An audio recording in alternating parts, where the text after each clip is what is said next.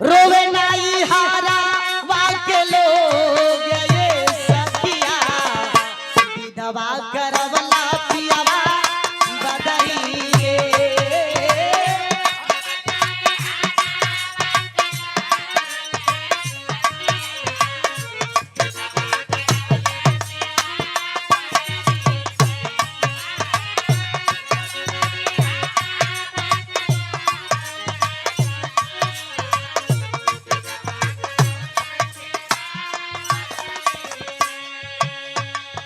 मात्र 5 मिनट में तनी ध्यान दे।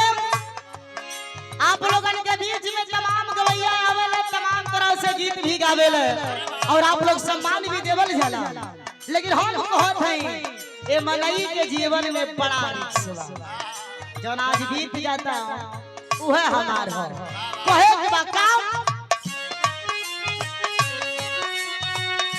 मनई के जिंदगी में रिक्स सारी दुनिया, मनई के जिंदगी में रिक्स सारी दुनिया, तो रिक्स उठावल केहू छोड़ देगा।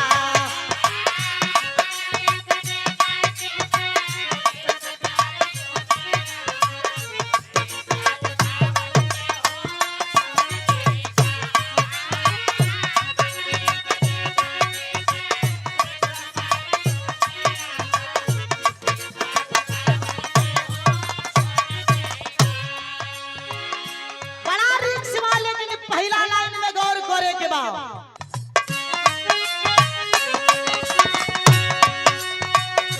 मनई के जिंदगी में रिक्स सारी दुनिया, मनई के जिंदगी में रिक्स सारी दुनिया, तो रिक्स उठावल केहू छोड़ देगा।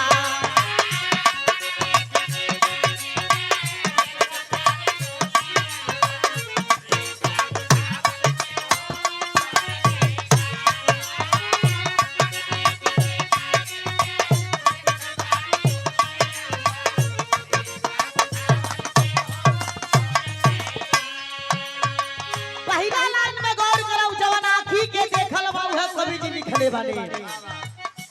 आही न भूखा पहिला सारी दुनिया, आही न भूखा पहिला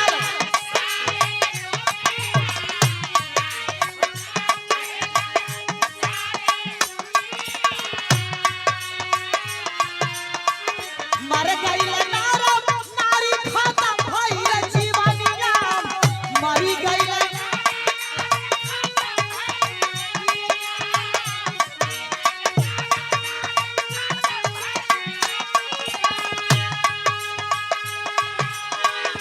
आइल सुनामी चाहे हुद हुदे भैया, आइल सुनामी चाहे हुद हुदे भैया, तो घरवा बनावल केहू छोड़ देगा। हमारा और निगाह रहे। हाँ